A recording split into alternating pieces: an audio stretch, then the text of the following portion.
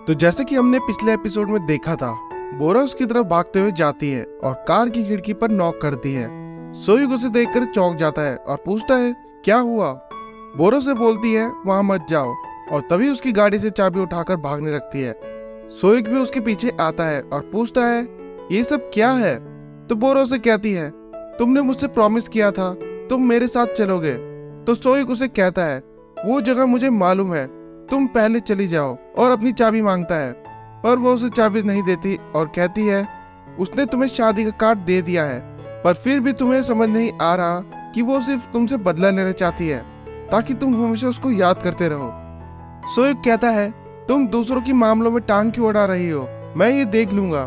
तभी बोरा गुस्से में कहती है क्या तुम्हें अभी भी लगता है कि तुम्हारा ब्रेकअप मेरी वजह से हुआ, और अगर तुम उसे वही रिंग दोगे तो वो तुम्हारे पास आ जाएगी।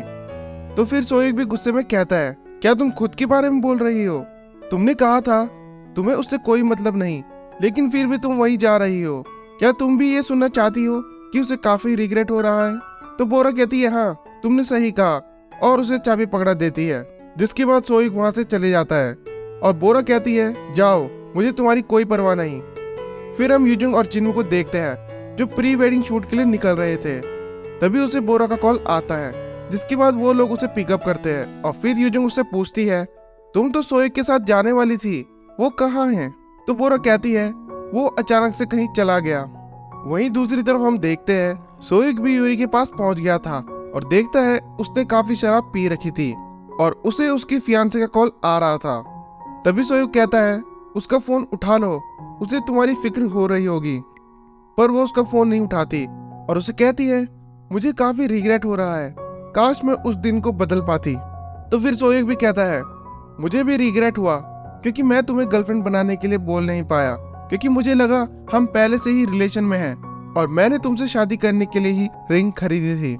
और तभी यूरी कहती है उसी दिन मैंने तुमसे ब्रेकअप कर लिया, मैंने ऐसा क्यों किया, मुझे बोरा की बात नहीं माननी चाहिए थी। और कहती है क्या उसने तुमसे कहा कि मैं एक साथ दो को डेट कर रही हूँ और आगे बढ़ गई। तो सोयुग कहता है ऐसा कुछ नहीं है, उसने मुझे कुछ नहीं कहा, और उस दिन मैंने रिंग इसलिए नहीं निकाली क्योंकि मैं ही नहीं चाहता था, और मैं तुम्हें यहाँ ये बताने आया था कि मैं तुम्हारी शादी के लिए खुश हूँ और तुम्हारी शादी के लिए कॉन्ग्रेचुलेशन।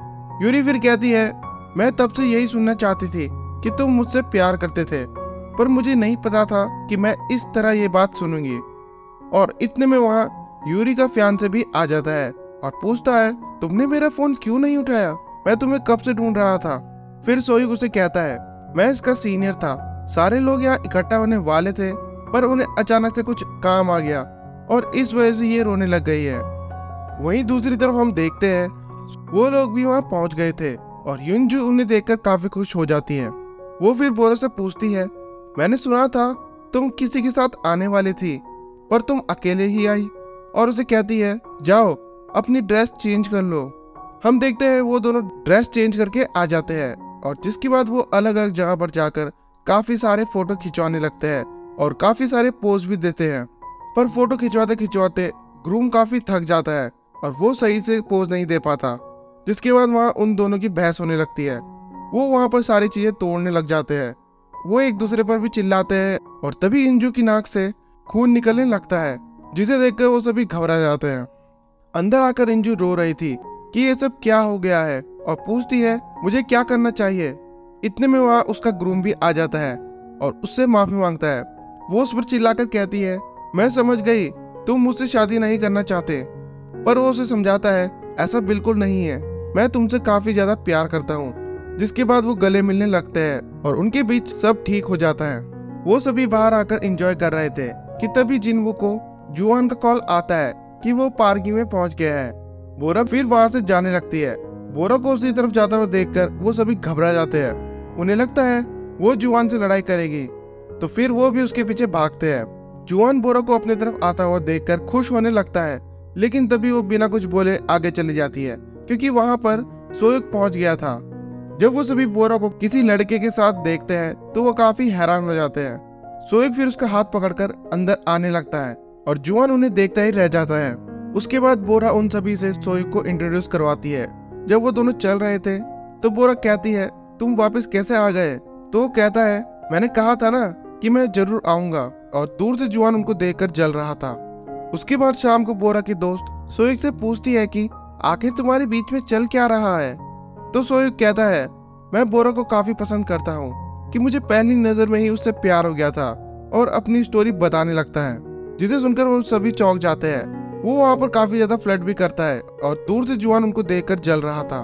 फिर घर जाते टाइम हम देखते हैं जुआन सोइक से मिलता है, कहता है तुमसे मिलकर मुझे अच्छा लगा, और वो एक दूसरे का हाथ जोर से दबाने लगते हैं और फिर एक दूसरे को बाय करते हैं। उसके बाद जब वो घर जाने के लिए निकलने वाले थे, तभी सोइक बोरा की सीट बेल्ट लगाने लगता है और बोरा काफी चौंक जाती है और उससे पूछती है, तुम ये क्या कर रहे हो। जुआन जब आ रहा था तभी वो अपनी कार से उन दोनों को देखता है और उन्हें देखकर उसे अपनी आंखों पर विश्वास नहीं होता। फिर जब वो वापस घर के लिए जा रहे थे, तभी बोरा एक्टिंग करती है कि मुझे जुकाम है, मुझे टिश्यू चाहिए, ताकि वो वहाँ रिंग देख सके, क्योंकि जब वो सुबह जा रही थी तो उसने वहाँ पर यूरी को देने वाली रिंग देखी थी। सोइक उसे देख रहा था और हंसकर कहता है, क्या तुम रिंग ढूंढ रही हो। पर बोरा उसे मना करती है और पूछती है, मुझे लगा तुमने इस रिंग को फेंक दिया होगा। तो इस पर सोइक कहता है, मैं इसे फेंकने ही वाला था, पर फिर याद आया कि अभी इसकी इंस्टॉलमेंट बची है। जिसे सुनकर वो हंसने लग जाती है और कहती है, सच में टीवी शो और रियलिटी में काफी अंतर है, और मुझे सुबह के लिए माफ करना। तो सोइक कहता है, मुझे पता है तुम मेरी चिंता कर रही थी, मैं सिर्फ उसे समझाने गया था कि हमारे बीच सब खत्म हो गया है, ताकि वो आगे बढ़ सके। उसके बाद हम बोमी और जिन्हो को देखते हैं, और जब वो जा रहे थे तभी उसे जिन्हो का कॉल आता है और वो उसे बताता है कि आज हम यहीं रुक रहे हैं, तो क्या तुम कल कैफे को खोल दोगे।